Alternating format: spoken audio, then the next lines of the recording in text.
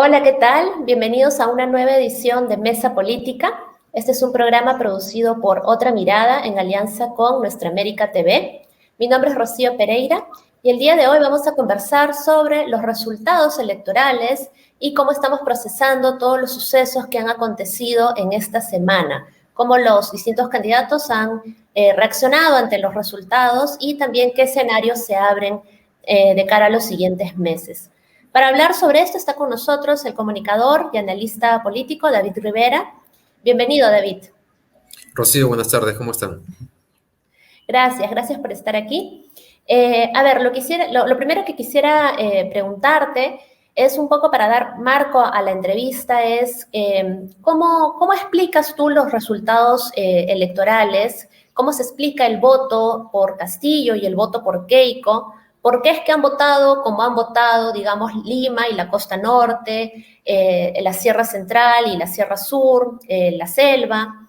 En líneas gruesas, podríamos analizar tal vez el voto en términos de la identificación con un modelo económico determinado o el sentido de pertenencia o exclusión frente al Estado-Nación, o también, por ejemplo, el eje Fujimorismo, antifujimorismo, que se ha visto, ¿no?, en esta campaña, la campaña del miedo, etcétera. En general, ¿qué variables crees tú que han terminado pesando más en esta segunda vuelta y tal vez en qué regiones más que en otras? Sí, claro, son varias variables que entran a tallar, ¿no? En Pedro Castillo está claro que hay dos variables que han corrido a su favor y que son las que le han permitido que, a pesar de una mala campaña electoral poco profesional y con mucho caos interno, haya mantenido un voto desde la primera encuesta posterior a la primera vuelta. Y esas variables son, creo que dos. La variable identitaria es una. La segunda tiene que ver con la expectativa y el anhelo por un cambio que ha sido frustrado, postergado por varios gobiernos. Y el tercero tiene que ver con el antifujimorismo. En el caso de Keiko Fujimori, más bien, creo que el voto que confiaba en ella en alguna manera es el de la primera encuesta después de la primera vuelta, que le dio más o menos 20 puntos, ¿no? Que era como 8 puntos, no, 6, 7 puntos más que su resultado electoral de la primera vuelta. Y de ahí en adelante, creo que el voto de Keiko Fujimori se ha construido sobre la base primero, de dos miedos. Uno, el miedo al comunismo y a un gobierno autoritario de parte de Perú Libre.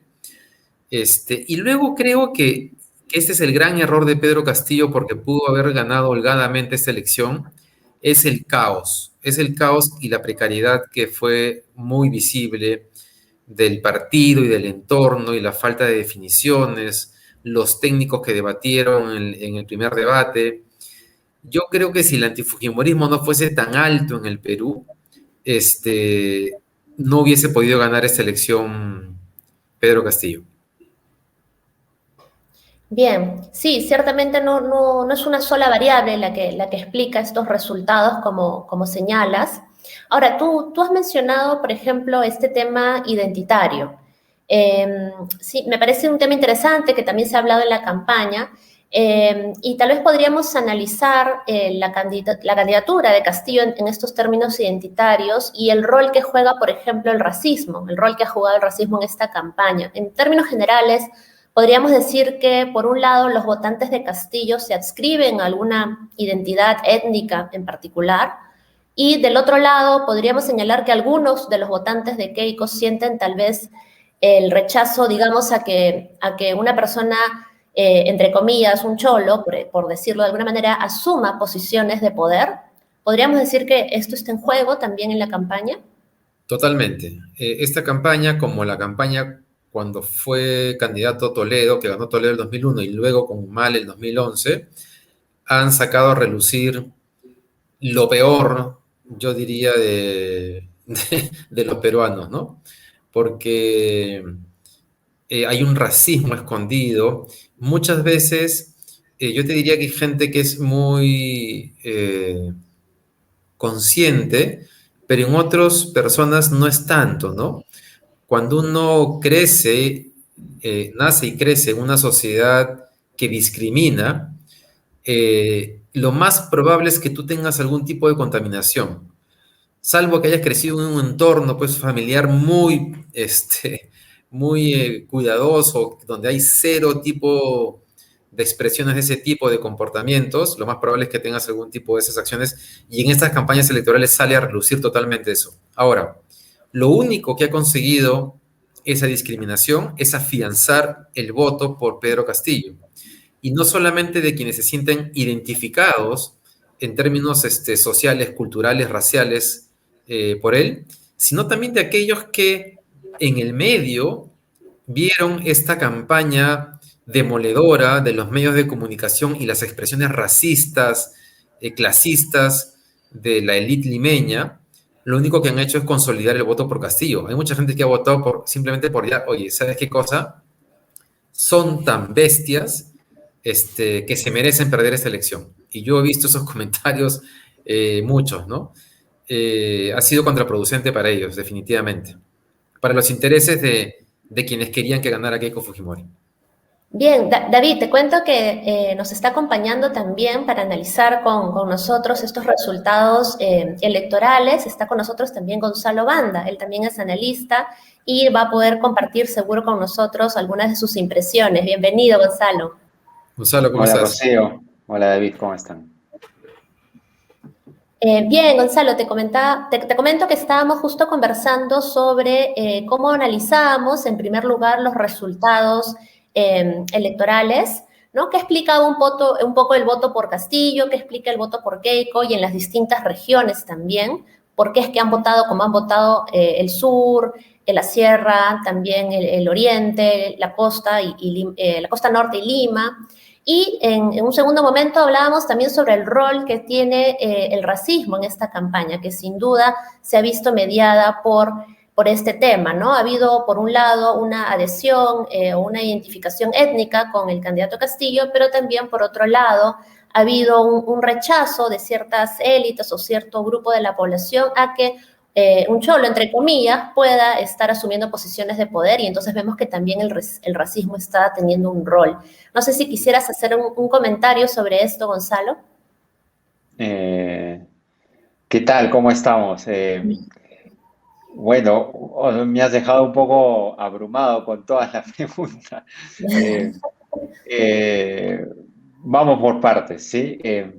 Dale, dale. Creo que evidentemente hay un elemento de identificación allí, Castillo. Hay lugares donde Castillo ha diezmado al fujimorismo, casi lo ha borrado del mapa electoralmente, ¿no?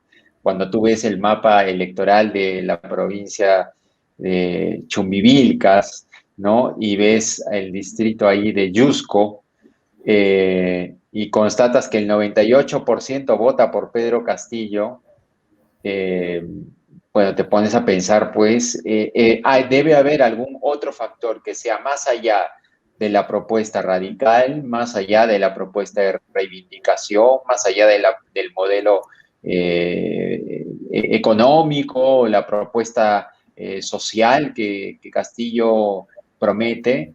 Hay un elemento de identificación étnica que todavía no estamos en capacidad de medir, pero seguramente con el tiempo vamos a hacer estudios de ese tipo, pero que ya se venía desbordando cuando tú comenzabas a seguirle el tracking a los recorridos de los mítines en primera vuelta de Pedro Castillo y sobre todo en la segunda vuelta, ¿no? O sea, esos mítines que tiene él en Juliaca, ¿no?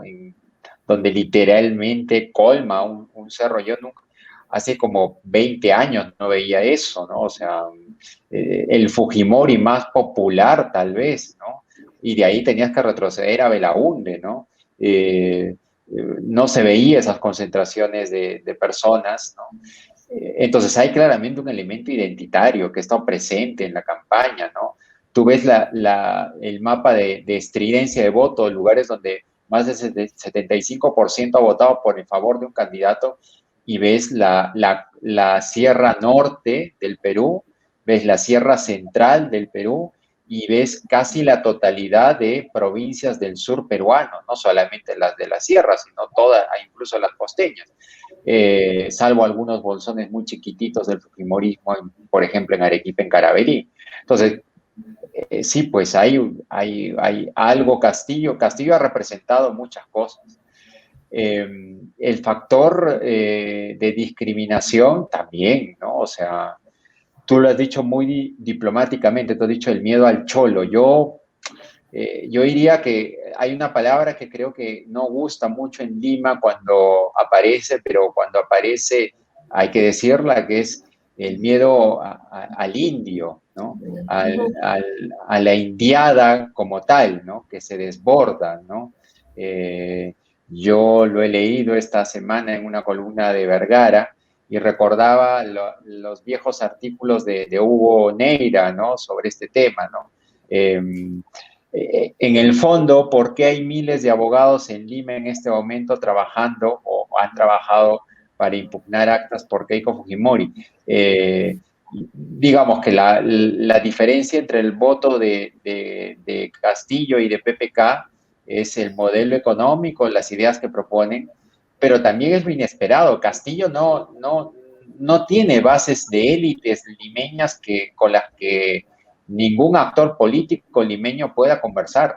Se sienten en la orfandad, no conocen el entorno de Castillo. Entonces, está el miedo de lo que yo no conozco. ¿Con quién voy a conversar cuando converse con Castillo? Yo que estoy acostumbrado a poder conversar con los que están en el poder, ¿no? Yo que estoy acostumbrado a reunirme con los ministros y a que me atiendan rápido y que los problemas se solucionen de la noche a la mañana y que mañana salga un decreto supremo. Ahora llega Castillo y ¿con quién hablo? Para que las cosas se muevan rápido, como estoy acostumbrado a que se muevan. Entonces, ahí es donde creo que aparece, ¿no? Y ayer yo he visto esta marcha en Lima, donde han aparecido, yo creo que todos tienen derecho a manifestarse finalmente, ¿no? Pero estos polos que los veíamos en las marchas trampistas, pues en Estados Unidos, ¿no? Better dead than red, ¿no? Bueno, te habla un poco de la demencia que estamos atravesando en este momento, ¿no? O sea, ya la sociedad está polarizada, hay gente que está compartiendo fake news, pero ya es imposible. El community manager de la OMP se ha pasado respondiendo denuncias de fake news al por mayor, pero ahí estamos, ¿no? O sea, sobreviviendo, ¿no? Una variable interesante a raíz de lo que plantea Gonzalo Rocío es que en este temor a lo desconocido, que hay ese componente, también hay una desesperación porque ya no vas a tener, o sea, en los últimos, seamos sinceros, 6 gobiernos, en los últimos 30 años, el empresariado peruano levantaba el teléfono y le respondía el ministro de Economía. Eso no pasa así ni siquiera en los países de la Alianza del Pacífico. En el Perú no nos damos cuenta, pero es un caso bien particular. Es una élite la que ha gobernado y que ha tenido siempre un operador, entre comillas, digo, o alguien cercano con quien podías conversar en el Ministerio de Economía, por poner un sector. Bueno, con Humala, una de las cosas por las cuales odiaban, por ejemplo, a Alonso Segura, porque eso no pasaba, y ya con Vizcarra, eso también fue mucho más difícil, ¿no? En algún momento. Entonces, hay una desesperación porque de pronto dejas de tener la facilidad para lograr las cosas que quieres lograr. Digamos que no son los intereses, ¿no? Tus intereses sí, pero digamos tu poder, pierdes poder, ¿no? Relativamente. Sí, ciertamente yo también comparto esa mirada de que hay una disputa por el poder hegemónico de alguna manera, ¿no? Y esto es lo que también está en juego y que se ve amenazado en esta elección de parte de las élites. Ahora, yo quisiera tal vez, para ir redondeando este punto, si puedan comentar si es que son estas mismas variables que han mencionado, ¿no? Este tema de la disputa por el poder, este tema del factor identitario, lo que explica también el tema que mencionaba al inicio David sobre que se ve cierta esperanza, ilusión en la candidatura de Castillo respecto de quienes no se han visto representados por el modelo actual, si es que lo entendí bien. Si son las variables que explican el voto por Castillo, digamos, en todas las regiones donde él ha prevalecido, o si es que ya podríamos ir viendo algunas diferencias en entre las distintas regiones donde él tiene un voto preponderante, ¿no? Y de igual manera, si es que hay diferencias entre aquellas regiones donde ha ganado el fujimorismo, ¿no? Tenemos por un lado la costa norte, Lima, y también por otro lado el oriente, que ha estado bastante en disputa, ¿verdad? Entonces, si estas variables son, digamos, gruesas, o ya podríamos ver algunas diferencias regionales. ¿Quién se anime? Gonzalo, dale. Sí, todavía está, como dicen los gringos, too close to call, ¿no? Está todavía muy fresco esto. O sea, yo me acuerdo que haber iniciado un podcast hace como un año que lo llamé El Sur Antisistema, porque ya había en ese momento, tú decías, pandemia, crisis del sistema político, incredulidad de la gente con los políticos. De todas maneras va a surgir un candidato populista de izquierda, ¿no? Tú veías la estructura social, para utilizar un término que a nuestros amigos de la izquierda les gustaría, y tú veías que había condiciones, ¿sí? Claro, ¿por qué? Porque tenías un grande bolsón electoral que tradicionalmente ha votado 5 años, 5 años, 5 años por ciertas propuestas, y no veías ningún estímulo para que ellos hayan dicho, oye, ¿cuánto ha mejorado la cosa? Al contrario, no teníamos estadísticas en ese momento, pero era palpable que la pobreza había aumentado porque mucha gente había perdido su trabajo, que habían tenido que regresar a sus ciudades porque en estas marchas gigantescas que se han protagonizado de regreso de gente a sus lugares, a sus pueblos natales, porque en Lima pues estaban muriendo de hambre. Entonces esos procesos migratorios hacia atrás generaban de nuevo esa casi certidumbre de que iba a tener un importante lugar alguna propuesta populista. Sin embargo, en la primera agenda de la campaña, muchos de los medios se colocaron casi tratando en una disputa de los candidatos de centro, ¿no? Cuando el humor peruano, si bien en ese momento estaba por los candidatos de centro, ya cuando se politizara la situación, era claramente previsible que esas propuestas, pues, que no tenían mucha alma en medio de un panorama desolador, con gente que había perdido su trabajo, desempleada, pobre, iba a dar espacio para un candidato como Castillo o como López Aliaga, ¿no? En el otro extremo de la política peruana, ¿no? Y claro, creo que hay que hablar que hay continuidades, ¿no? O sea, sí tienes el sur peruano que incluso vota más radicalmente que la Sierra Central, donde en teoría se origina el proyecto de Perú Libre. Un fenómeno muy bonito a estudiar por el fenómeno, no porque en sí mismo sea bonito, sino por el fenómeno. Va a ser como un partido político de corte regional, un movimiento regional, por primera vez en la historia, llega a ganar la presidencia de la República. Eso es algo que yo no he estado escuchando mucho en los análisis, pero que algún mensaje tiene que darle a los actores políticos, ¿no? Muchos me dirán, pero el APRA nació en el norte, pero no es verdad, pero cuando ya tenía y gana la presidencia de la República con Alan García, ya era un partido con una mayoría de organización limeña, ¿no? Con un sólido norte, pero con una base también muy bien desarrollada en Lima, ¿no? En este caso es un movimiento regional que desde las regiones consigue una participación y ganar. Entonces, ¿había razones para decir que iba a ganar en el centro? Sí. ¿Había razones para decir que eso se iba a contagiar en el sur peruano? Sí. Ahora, de esa manera, a ese nivel, Goyo Santos sacó 5%. Muchos dicen que si Goyo Santos hubiera estado libre, tal vez en esa campaña no bajaba del 10%. Pero creo que acá ni el más optimista podía haber anticipado que Castillo terminaría con alrededor del 20% de los votos, ¿no? Yo creo que sí fue una sorpresa en ese sentido, porque él surge en ese momento, pero en cuanto a identidad política, es la misma identidad política del 2011, es la misma identidad política del 2006, es la misma identidad política del 2016. Cambias un poquito los actores políticos, salvo Toledo, que era una persona de centro-derecha, pero donde había una identificación también étnica muy importante.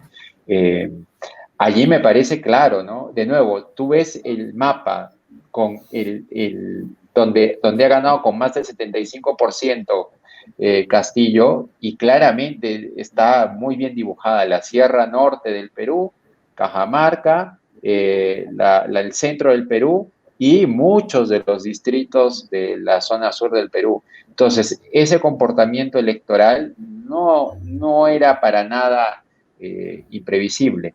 Y las ciudades del norte del Perú, especialmente la franja costeña, ¿no? Aquí a mi amiga Saraí Toledo siempre me hace decir que, ojo, no es todo el norte, ¿no? Es esa franja costeña que ciertamente beneficiada por algún recuerdo, claro, por algún recuerdo del gobierno de Fujimori, donde hay agroindustria, lo que fuera. Hay muchas variables también en las cuales no me siento experto, pero hay maneras de decir que sí hay un comportamiento de determinada manera, ¿no? Se trata de un Perú dividido, fragmentado, sí, pero yo creo que hasta cierto punto, ¿no? O sea, creo que hay de todo un poco, ¿no? Sobre eso que decía Rocío, y tomando lo que dice Gonzalo del recuerdo de Toledo, sí creo que Castillo va a tener una oportunidad que no ha tenido otro presidente desde Toledo, que Humala también la tuvo, bastante cerca, pero que Castillo ha logrado recoger, o sea, es la variable identitaria con el tema de que él representa el cambio, porque, claro, en el tiempo, Gonzalo, uno puede pensar que Toledo era de centro-centro-derecha, su gobierno fue de centro-centro-derecha, pero cuando él postula, él era el peligro. La campaña contra Toledo fue muy fuerte y la campaña durante su gobierno fue muy fuerte. Alan García intentó tumbárselo de la mano de la derecha. Fueron implacables.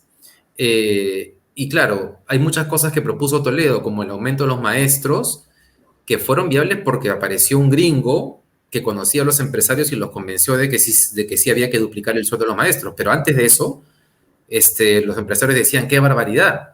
O Toledo anunció el programa Juntos, porque en ese momento todos los programas sociales eran los que venían del APRA, que estaban capturados políticamente. Juntos venía ya de ser aplicado en México, en Brasil, y la derecha fue con todo, diciendo que era populismo puro y duro. Entonces, Castillo creo que está logrando, después de 20 años, recoger estas dos variables juntas, el tema identitario más el tema de representar el cambio. Y eso le va a dar una oportunidad política de oro que puede pesar mucho más que su minoría en el Congreso. El punto es si es que va a poder y va a saber aprovechar esa corriente a su favor. Y un punto más para complementar, y tiene una tercera variable a su favor que es muy importante. Hay una corriente de cambios en los países de la Alianza del Pacífico, en los países donde más fervientemente se apostó por el modelo económico, yo diría que es más de libre mercado, es neoliberal, para ser precisos, según lo que entiendo, porque, y no es por el tema del libre mercado, es por la forma en que el Estado renunció a sus funciones básicas, esenciales, que le correspondían. Entonces, Castillo tiene 3 variables a su favor muy importantes, y yo diría que con esas 3 variables a su favor, incluso puede lograr que dentro del gobierno algunos partidos que parecen de oposición puedan terminar alineados con él. Muchos partidos que están en el Congreso, Alianza por el Progreso, Podemos Perú, no son partidos con una ideología establecida, principios claros, ¿no? Digamos, son partidos pragmáticos que lo que buscan es tener poder, que la gente los quiera y los aplauda, conseguir sus beneficios a partir de eso, está clarísimo. Y en eso no hay que transar, ¿no? Pero creo que sin renunciar a ciertos principios básicos, si Castillo logra conformar un gabinete político inteligente, puede terminar teniendo muchas variables a su favor.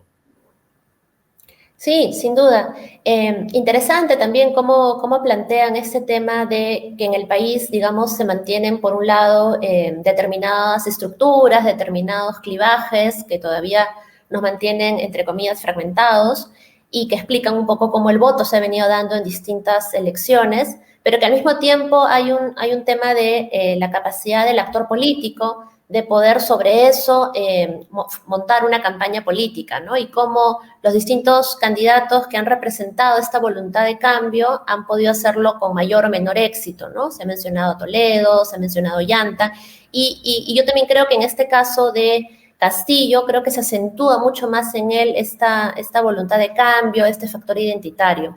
Veremos, pues, cómo, como bien dice David, puede manejar los distintos escenarios para ver si mantiene estas expectativas altas durante su gobierno. Pero antes de entrar a analizar un poco los escenarios que se abren de cara al virtual gobierno de Pedro Castillo, quisiera comentar un poco sobre lo que ha pasado ahora último en la semana, estas alarmantes denuncias de fraude, ¿verdad?, que ha realizado la candidata Keiko Fujimori, o la señora Keiko Fujimori, y toda esta estrategia que está desplegando de anular miles de actas en lugares donde precisamente ganó el candidato Castillo, ¿no? Entonces, quisiera que reflexionemos en primera instancia sobre cómo esto debilita a nuestra democracia, cómo esta reacción de Keiko Fujimori debilita nuestra democracia. A ver si empezamos contigo, Gonzalo.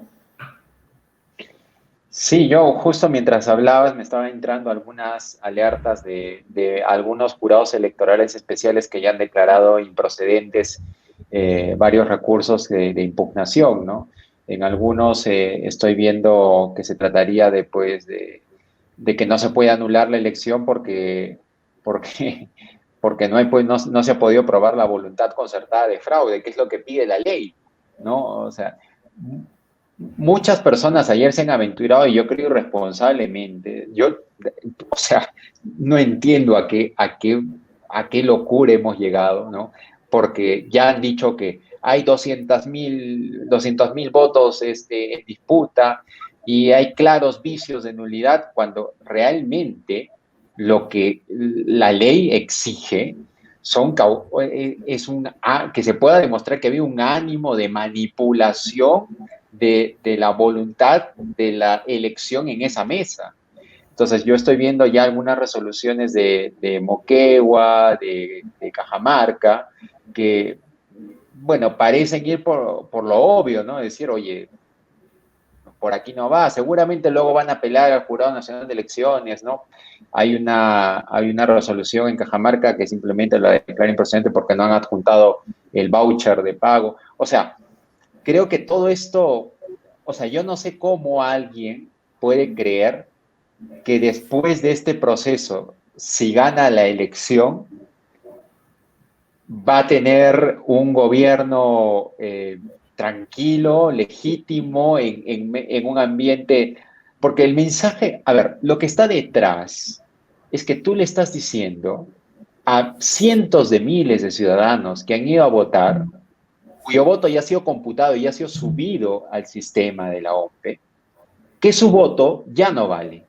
O sea, tú ya no estás tratando de impugnar un voto en específico, porque tiene una mala anotación, porque no se sabe lo que quiso decir, sino ya te estás queriendo bajar actas donde la gente ha expresado su voluntad popular, porque tal vez has identificado un error formal a tu criterio, con interpretaciones muy subjetivas, como que como tienen el mismo apellido, entonces son familia, y por lo tanto, eso es pues desconocer, no haber viajado un poco por la sierra del Perú y haber paseado por pueblos donde la gente tiene el mismo apellido.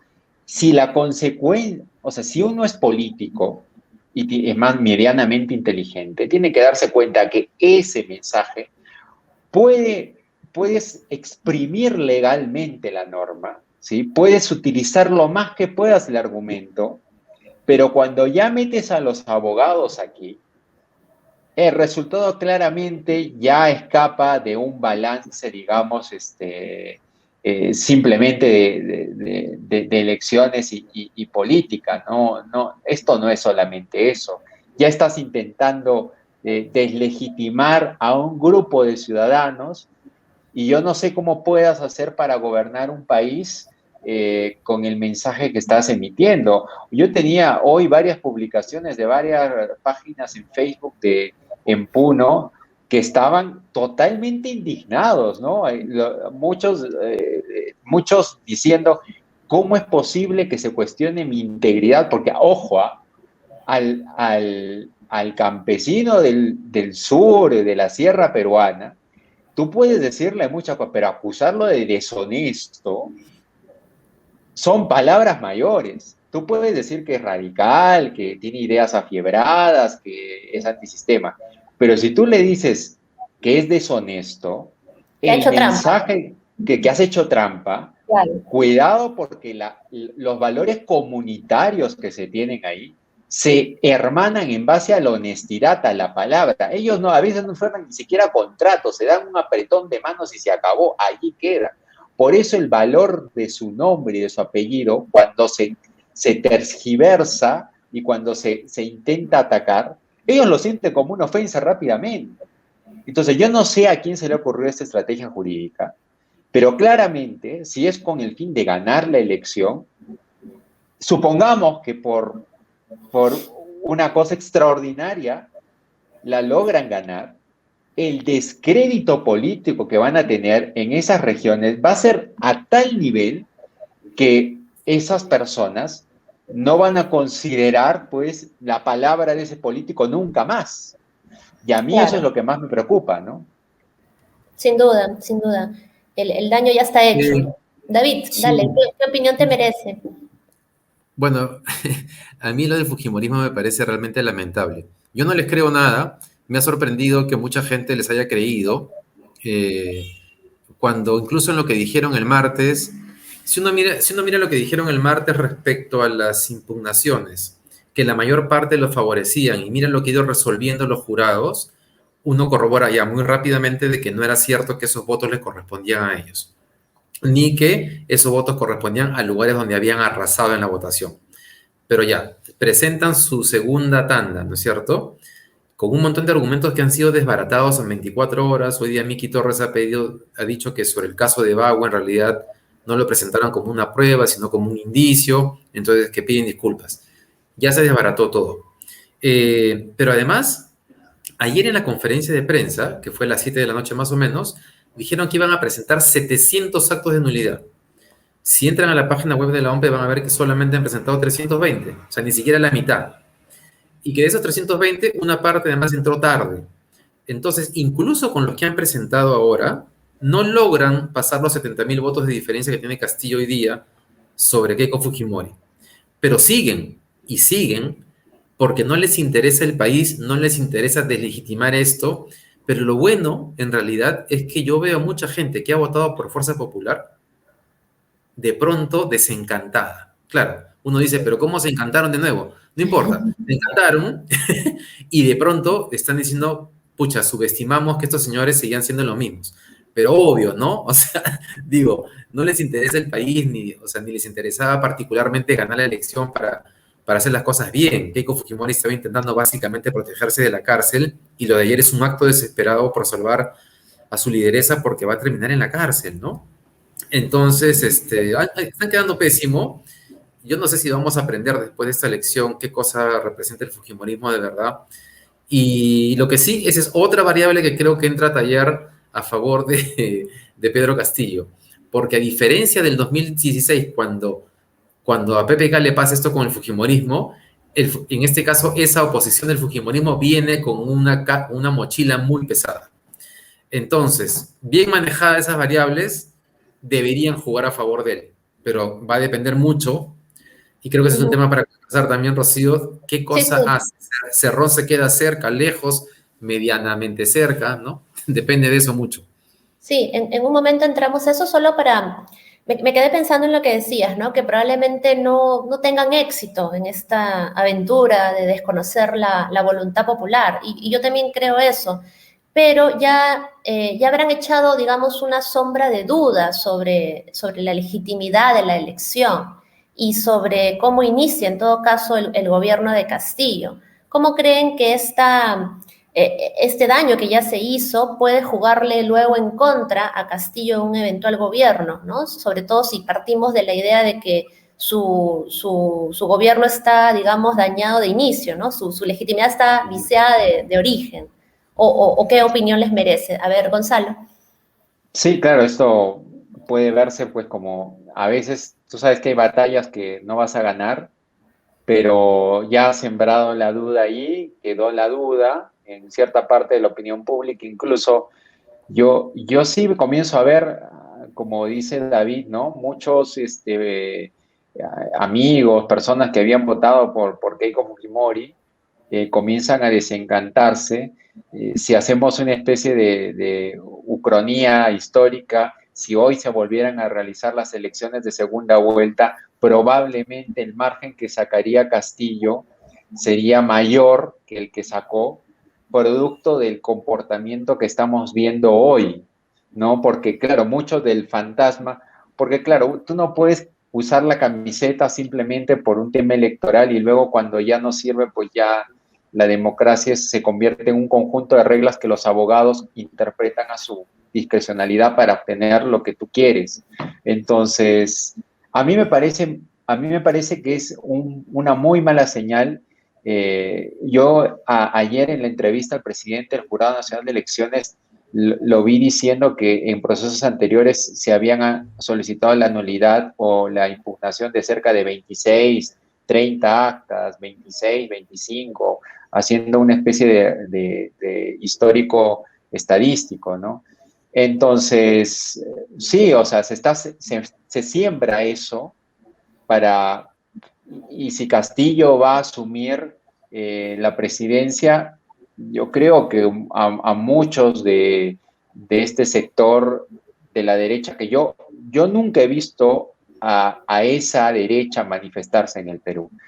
Conozco a la derecha del PPC, conocí a la derecha fujimorista, pero esta nueva derecha, sobre todo muy limeña, de nuevo, con esos polos medios trampistas, yo nunca había visto una manifestación de ese tipo en el Perú. De hecho, es un fenómeno que lo vi recién en la candidatura de López Aliaga, cuando se le quiso excluir a su candidatura, y cuando convocó a esta marcha en la segunda vuelta en contra del comunismo. Es una nueva voz política que comienza a tener un espacio en la sociedad, que comienza con un discurso político al que hay que prestarle atención, porque a mí me deja más que preocupado el discurso, me deja preocupado los argumentos detrás, porque como tú dices, no importa la racionalidad que tú puedas esgrimir, lo que vas a obtener en respuesta es, pero ellos son comunistas, pero ellos quieren lo peor para el Perú. O sea, no, ya ni siquiera el discurso racional es, pero bueno, contemos los votos, pero que se agote el procedimiento formal, pero que se investigue, pero que se haga lo que todas las instituciones electorales hagan su trabajo. Después de esa discusión va a venir, pero es comunista y no merece gobernar. Y si ese discurso comienza a entonarse, vas a tener en un momento mucha gente que lo va a validar. Ya va a haber un momento en que va a haber ideas políticas proscritas, ¿sí? Y que va a haber eso en lo que a mí me comienza a preocupar. No tanto el tema de qué va a gobernar o qué no va a gobernar Castillo. A mí Castillo me sigue pareciendo una incógnita, ¿sí? A mí no me preocupa tanto la radicalidad en este momento de Castillo. En este momento no me preocupa tanto. Lo que me preocupa es la improvisación. Castillo no había podido presentar un equipo de gobierno hasta hace 2 semanas. Entonces, claro, en este momento, cuando él sale con Franque y sale con Ceballos, trata de dar un mensaje de certidumbre, ¿sí? Baja un poco las tensiones, da un mensaje donde a los actores políticos tranquilizándolo. Creo que su intención va por allí, pero tiene que haber otro frente a eso, así como el fujimorismo preparó toda estrategia legal. Yo creo que él tiene que sentarse claramente con gente que entiende cómo se mueve políticamente el Perú, para rápidamente, en lugar de canalizar el odio de Keiko Fujimori respondiendo como ustedes son unos corruptos, tontos, que quieren dividir al Perú, creo que tiene que canalizarlo en favor a todos los fujimoristas que abrazaron al fujimorismo al último minuto, para convencerles que pueda tener una oportunidad. Si no lo hace, pues seguramente va a tener un gobierno muy complicado. Bien, David, ahora para entrar a ver los escenarios que se abren de cara a un eventual ya virtual gobierno de Castillo, ¿qué escenarios crees que se abren y qué medidas debería tomar Castillo para, por un lado, creo yo, sobrevivir primero, ¿verdad? Porque yo planteaba hace un ratito este tema de que Keiko así no tenga éxito en esta intentona de anular todas las actas, igual ya sembró dudas sobre su gobierno, sobre la legitimidad de su gobierno. Entonces creo que un escenario de vacancia también se abre, si es que ya de por sí se cree que no es un gobierno legítimo, ¿verdad? Entonces, ¿qué medidas debe tomar Castillo y qué escenarios ves tú que se abren? Voy a partir del punto que tocó Gonzalo sobre López Aliaga y esta representación o haberle dado voz a este sector de la población, que, claro, ya estaba expresándose en las calles cuando ganó Humala la segunda vuelta, había muchas expresiones de racismo en ese momento, con Toledo fue también así. De hecho, uno de los problemas con Toledo fue que la derecha, la élite blanca limeña no aceptaba pues que hubiese, como decías tú, un cholo gobernando, ¿no? Y tomando decisiones. Eh, Creo que es saludable que López Aliaga le haya dado esa visibilidad, porque ya tenemos una idea más o menos del orden de magnitud de la población que estamos hablando que piensa así. Es más que lo que ha sacado López Aliaga en primera vuelta, porque claro, López Aliaga cometió muchos errores, ¿no? Pero tarde o temprano va a aparecer un candidato más articulado con López Aliaga, con ese discurso, que va a consolidar ese voto de derecha conservadora radical, no sé, pues de 15%, 20%, que no es poca cosa. Porque de ahí a ser presidente en el Perú es muy fácil. O sea, pasas la primera vuelta y después depende quién está al frente, ¿no? Para que ganes o no una elección. Ahora, sigo creyendo la cantidad de personas que piensan así no se acercan a la mitad de la población. Entonces, que incluso en el voto de Keiko Fujimori, yo veo gente de derecha que estaba asustadísima con yo qué sé, y dicen ya vamos a darle gobernabilidad. De pronto Jaime Altao dice lo mejor que puede pasar es que Castillo se rodee de los técnicos de Mendoza. Eso Jaime Altao no lo hubiese dicho hace 5 años. Lo que pasa es que el cuco que les han puesto enfrente es tan grande que de pronto eso les parece ya menos peligroso, ¿no? Entonces, creo que Castillo, para hacer que esas variables jueguen a su favor, tiene dos problemas. Uno, el que dice Gonzalo, la precariedad y la improvisación que yo nunca he visto en un candidato protagonista un nivel de improvisación de esa magnitud, ni un nivel de técnicos de tan baja calidad. Nunca. Acuérdense de cualquier segunda vuelta. Es impresionante. El antifujimorismo y el nivel identitario, la variable identitaria tiene que ser muy grande para que Castillo haya podido vencer esta precariedad. Entonces, esa es la primera variable. La segunda tiene que ver con que si él cree, porque esa es una incógnita, que para cumplir los objetivos que él se ha planteado de manera genérica, en términos redistributivos, de mayor atención sobre ciertos temas sociales o sobre los conflictos sociales, requiere la plataforma, digo, política, el discurso político y propuesta política de Perú Libre, o si cree que le alcanza con la de Nuevo Perú. Si él se da cuenta que le alcanza con la de Nuevo Perú, le puede ir bien, mejor de lo que se ve ahora. Pero claro, eso pasa por un proceso de negociación política interna en Perú Libre, de definir con Cerrón cuál va a ser la distancia de Cerrón respecto a su gobierno, y eso no está nada claro. Y la segunda vuelta no lo dejó nada claro, más bien dejó mucha incertidumbre sobre qué piensa Castillo de verdad y sobre qué rol va a jugar Cerrón, porque él puede decir que se va a quedar en Junín como profesor, puede decir lo que quiera, pero hay que ver cuál va a ser el nivel de injerencia y de influencia política en el entorno del gobierno, en la definición del gabinete, en quién va a ser el primer ministro, en el espacio que le dan a los técnicos de Mendoza, porque en la segunda vuelta está claro, sí, que los técnicos de Mendoza lo han apoyado, pero les han dado poca puerta de entrada. O sea, Frank está apareciendo recién ahora, pero en la segunda vuelta eso no pasó.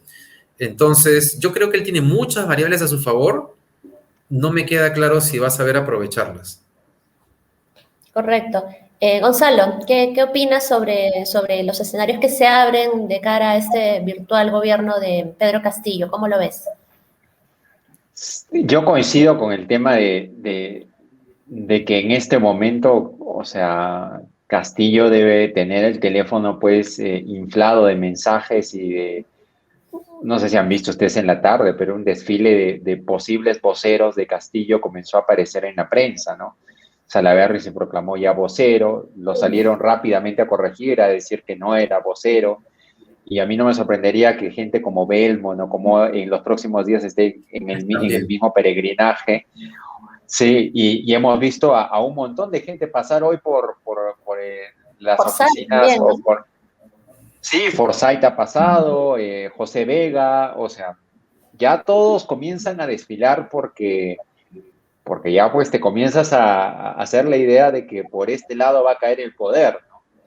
Entonces, claro, en un sentido, para el observador más neutral diría, oye, qué bueno, ¿no? Que Castillo esté hablando con tanta gente, ¿no? O sea, que ya lo está reconociendo. Pero para el más suspicaz diría, oye, hombre, o sea, ¿cómo que a todos los recibes y con todos tienes que hablar? Gente como Vega, próximo a Antauro Humala, al que sabíamos que estaba apoyando a Castillo, eh, Forsyth, que yo no sé qué cercanía tuvo, incluso Forsyth entre líneas dejó por entender que iba a votar por Keiko Fujimori, pero ahora parece hablando con, o sea, de nuevo, esta sensación de que tú no sabes por dónde va a salir Castillo es una sensación que a mí me termina generando muchas suspicacias. Yo creo que él debería de afrontar esto diciendo, estas son mis grandes líneas de reforma, esto es lo que yo voy a pretender con el Perú, estas son las personas de las que me he decidido rodear. En la segunda vuelta, él salió con un discurso de que él era el único vocero de su campaña, ya eso se acabó. En un gobierno tú no puedes decir yo soy el único vocero, ¿no? Tienes ministros, tienes un jefe de comunicaciones, o sea, ¿quién es la gente que va a rodearlo, ¿no? Ujú. Eh, Ayer me hizo mucho ruido que un grupo de candidatos o de congresistas de Perú Libre salieran a decir que Franque no era el vocero autorizado para decir qué cosas se iban a hacer en el gobierno. Entonces tú ves eso, esos pequeños quiebres al interior y tú dices, alguien tiene que poner orden. Y me parece que el que va a poner orden ahí es el mismo Castillo, ¿no? Y ahí vamos a ver en qué queda el asunto, ¿no? De nuevo, más que preocuparme en estos momentos, en el corto plazo, en el mediano plazo, a largo plazo veremos, pero en el corto plazo, más que preocuparme el radicalismo de Castillo, estas pequeñas señales de converso con todos, no defino nada, tengo en este momento problemas en la vocería, mi vocero económico es contradicho por algunos de mis congresistas, eso no le va a hacer bien a él. Entonces, él tiene que seguramente reunirse con todos sus congresistas, con todos los miembros de su equipo y decirles, muchachos, esto es lo que vamos a ofrecerles al Perú. Y si no les, no lo comparten, pues pueden decirlo, pero esto es lo que yo voy a ofrecerle al Perú. ¿Y qué rol va a jugar el fujimorismo, ¿no? Y bueno, ¿qué rol va a jugar la derecha en general? ¿Se van a quedar tranquilos? No creo. ¿Y cómo eso va a representar una amenaza también para el gobierno de Castillo? Vamos contigo, David. Sí, un comentario sobre lo último antes de Ujú. ese punto, es que, claro, el escenario más probable en este momento, o sea, Castillo tiene muy poco tiempo para aprender lo que no ha podido aprender en la segunda vuelta, ¿no? Porque, o sea, digo, está claro que viene de un entorno, o sea, viene a un entorno que él es totalmente ajeno, entonces tiene poco tiempo para asimilar mucha información y para además tratar de confiar en personas con las que nunca ha lidiado. Y eso es un proceso complejo. Y cuando vas a tener poder, es mucho más complejo todavía. Eh, Eso, entonces tiene poco tiempo. Y claro, el escenario más probable es que él intente quedar bien con todas las partes y, digamos, hacer un menjunje de gente de Perú Libre, con técnicos independientes y un poco de Nuevo Perú. Y ahí creo que corre el riesgo de que ese gobierno termine siendo muy caótico si no tiene un primer ministro y un ministro de Economía que en ese caos pongan ciertas líneas y cierto orden, ¿no? O sea, no sé si Perú Libre va a pedir que Celeste Rosa sea ministra del Ambiente, que podría ser como algo manejable en el gabinete, ¿no? O si Perú Libre quiere Economía y la PCM, o el Ministerio de Vivienda y Transportes donde hay plata, porque ahí es otro tema, el tema de la corrupción. ¿Cuál es el rol que va a jugar, Va a no? ser la negociación, ¿no? O sea, ¿qué espacio le va a dar a Perú Libre y a Cerrón en el gabinete? Sobre el fujimorismo yo creo que llega debilitado, ¿sabes? O sea, es muy probable que intenten hacer lo que hicieron antes, pero creo que políticamente van a llegar muy debilitados a raíz de los últimos 4 días. Si Keiko Fujimori reconocía su derrota, podía elegirse como la líder de la oposición. Pero lo que ha pasado en los últimos 4 días creo que la están pintando de cuerpo entero. Ya los programas de los canales de televisión que le hicieron la campaña a Keiko toda la segunda vuelta, hoy día han hecho de pronto el reportaje sobre cómo se enamoró Pedro Castillo con su esposa. ¿No? Entonces ya comenzaron un poco a lavarse la cara disculpa de la cochinada que han hecho porque ha sido vergonzoso, particularmente algunos canales. Entonces creo que esa variable puede no terminar siendo tan fuerte, pero todo depende, porque si un gobierno hace mal las cosas, le dejas la puerta abierta a que los políticos te critiquen y te destruyan, ¿no? Correcto. Gonzalo, ¿qué opinas sobre cómo la oposición jugaría un rol en el gobierno de Castillo? Discúlpame. Pasa que cada 5 minutos, o sea, llegan más cosas y más cosas, o sea. eh, Tranquilo. es que yo de verdad estoy un poquito preocupado porque, Todos estamos así, por ejemplo, sí. acabo de leer un comunicado de Andrés Pastrana que está firmado por varios expresidentes de derecha peruanos, entre ellos Álvaro Uribe, Mauricio Macri y José María Aznar, Mm, donde dicen que hay que esperar que se resuelvan los recursos impugnatorios de la OMP. O sea, creo que están muy alineados con el Fujimorismo. Esto es una cosa de locos. Yo nunca imaginé a José María Aznar firmar un comunicado de esta magnitud. Entiendo que tal vez don Álvaro Vargas Llosa está muy activo Exacto. políticamente, Alvarito y su papá. pero yo de verdad estoy medio, o sea, que le hayan hecho firmar esto a José María Aznar, o sea, habría que mandarle a José María Aznar, porque yo tengo la más grande de las admiraciones, tal vez en cierto momento, un poco de los que está resolviendo el jurado electoral especial en varios lugares del Perú, ¿no? claro. Para actualizarlo, porque su comunicado ya está un poco tarde, ¿no? Ya llega con delay, ¿no? Porque ya hay varias actas que se están resolviendo. No, pero Por además te eso dice que el fujimorismo no se queda tranquilo, o sea, no está sigue movilizando la peleándola, opinión digamos, ¿no? pública y movilizando la opinión pública Claro, internacional. O sea, uno entiende que la izquierda iba a salir a apoyar a Castillo porque está ganando la elección. Lo hemos visto antes con la derecha en otros partidos, ¿no? Pasó con Lazo en Ecuador, que apenas Lazo surgió, logró sacar un poco de ventaja, no estaba muy claro, ya comenzaron a llegar las felicitaciones de varios mandatarios de derecha del mundo.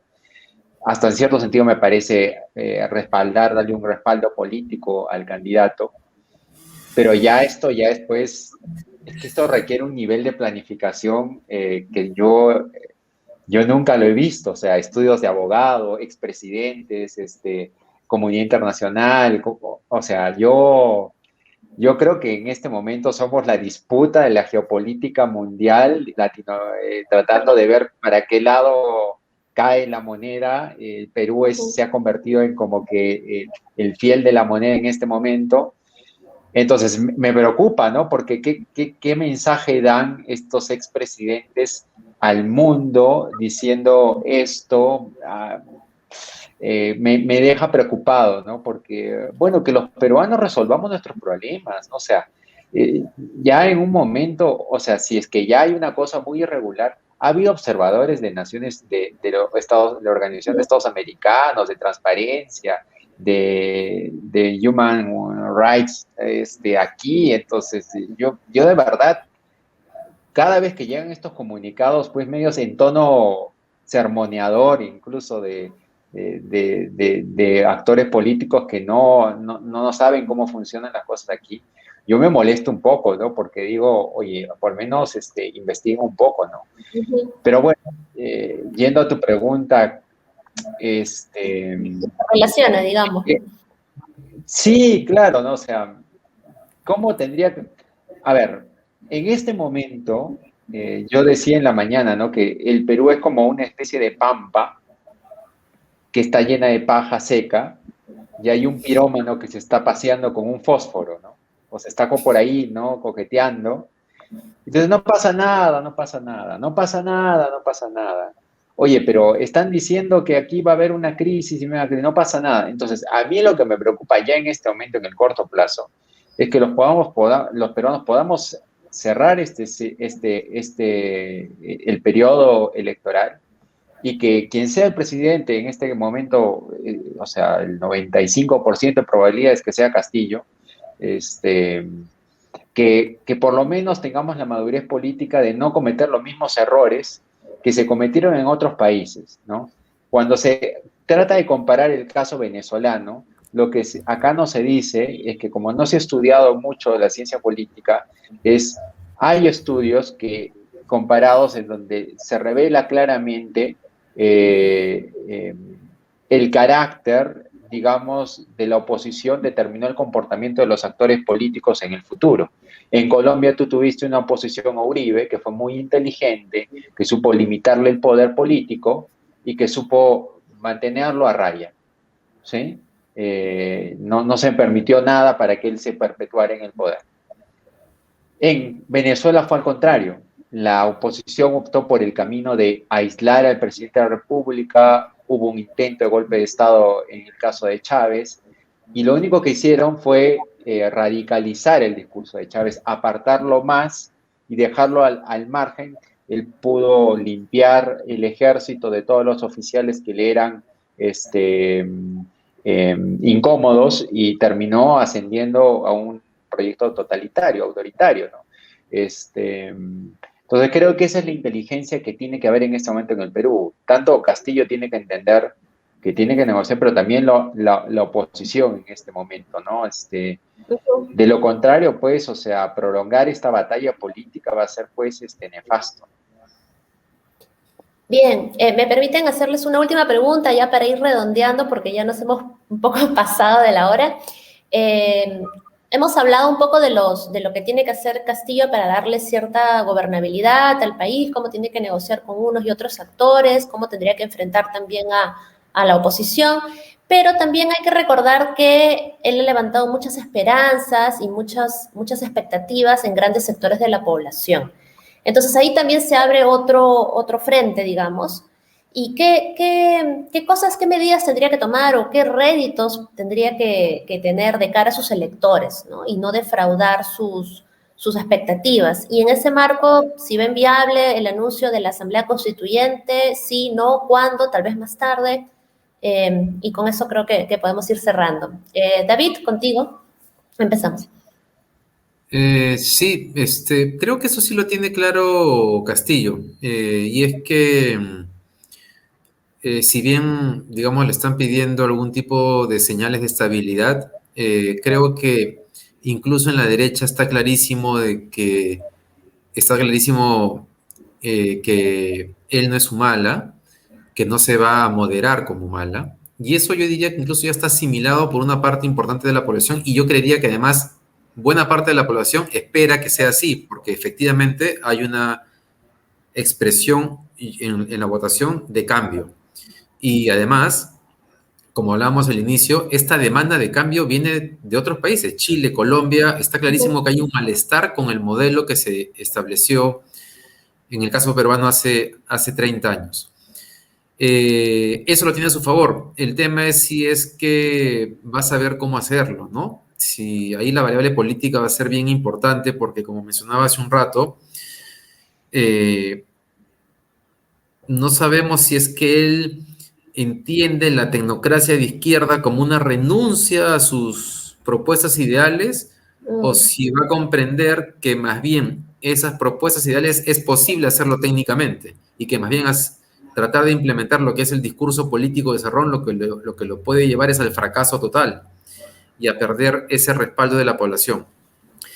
Y sobre la Asamblea Constituyente, ha habido una discusión bastante legalista, ¿no? Y en los medios ha primado la defensa de Rosa María Palacios respecto a que no es posible porque la Constitución no tiene, que no es posible el tema del referéndum para el tema de la Asamblea Constituyente.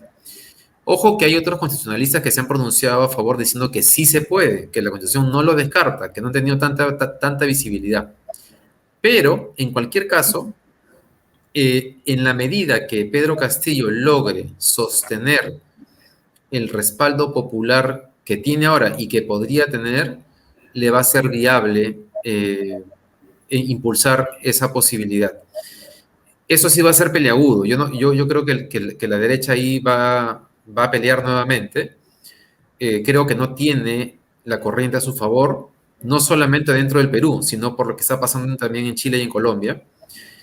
Pero claro, va a depender de con qué argumentos y con qué nivel de sustento técnico y político Pedro Castillo y su gobierno logran dar la pelea. Así es. Gonzalo, tu opinión, por favor. Sí, creo que para empezar por lo último, a ver, de nuevo, en el ejercicio comparativo, como lo hizo Colombia, o como lo hizo Bolivia, o como lo hizo Ecuador, o como lo hizo Venezuela, estos cambios de constitución, no fueron hechos en los 6 primeros meses de gobierno. Se tuvo que esperar muchos años para que hubiera las condiciones sociales para que gobiernos como ellos, que además hay que destacar aquí que eran gobiernos con alta aceptación popular, ¿no? O sea, Correa en Ecuador, ¿no? El mismo Chávez en Venezuela en un inicio, tenían una gran aceptación popular, a diferencia de Castillo. Entonces, lo más probable es que yo creo que se puede colocar el tema en la agenda política, pero yo creo que si es que lo pone como algo innegociable, tal vez pierda la partida política desde el saque, porque si tú pones de frente como carta de negociación algo que para la derecha política es no negociable, creo que vas a iniciar rápidamente un escenario de confrontación donde inteligentemente, políticamente no te conviene eso, ¿no? Porque lo primero que vas a tener, por lo menos, es que esperar a sobrevivir políticamente y luego sí creo, y eso sí creo, ya yendo ya luego sobre tus otras preguntas, Castillo no puede cometer el pecado original de Humala. O sea, Humala es recordado en el sur del país casi como un traidor, ¿sí? Porque se le escogió para que hiciera un gobierno con grandes reformas.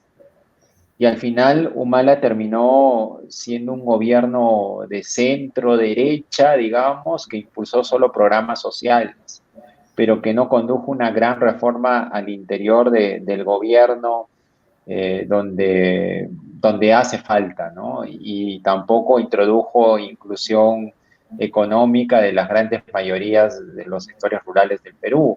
En el sur peruano hay una gran demanda por autodeterminación energética que hasta este momento no es atendida, ¿sí? O sea, es totalmente desatendida por la población, por el Estado, ¿no? Mientras el vecino Bolivia tiene conexiones domiciliarias de gas ya en su casa, en el sur peruano esto es una promesa lejana, el balón de gas a 10 soles. O sea, Castillo creo yo, tiene que entender que llega al gobierno con un programa de gobierno que promete reformas, y tiene que tratar de cumplir esas reformas en la medida que pueda acercar no solamente al poder político a las regiones y a las zonas rurales, sino los servicios públicos, el agua potable, los recursos energéticos, esa lejanía que se siente del Estado peruano, pues no puede volver a suceder, ¿no? Si no, imagínate, si un profesor de escuela rural, Cajamarquino, Rondero, con todo lo que eso implica, no puede llevar a cabo unas reformas de gobierno que puedan reconducir a esa representación popular, pues yo no sé quién puede hacerlo, ¿no? Este país necesita esas cosas a gritos, seguramente se va a enfrentar a muchos sectores por hacerlo, pero tiene que empezar por algún lugar, ¿no? Y creo que ahí sí va a contar con bastante apoyo popular, ¿no? Pero él tiene que saber cómo se va a mover. Bien, bueno, muchas gracias Gonzalo, muchas gracias David, ha sido sin duda una conversación muy, muy rica, muy interesante. Nos gustaría de hecho seguir profundizando, pero ya el tiempo se nos acabó. En todo caso esperamos contar con ustedes en otra ocasión para seguir comentando sobre nuestra coyuntura política. Muchas gracias. Y los invitamos a todos a descargar este programa, a compartirlo y a buscar mucha más información en nuestra página web otramirada.pe. Eso ha sido todo por hoy. Muchas gracias.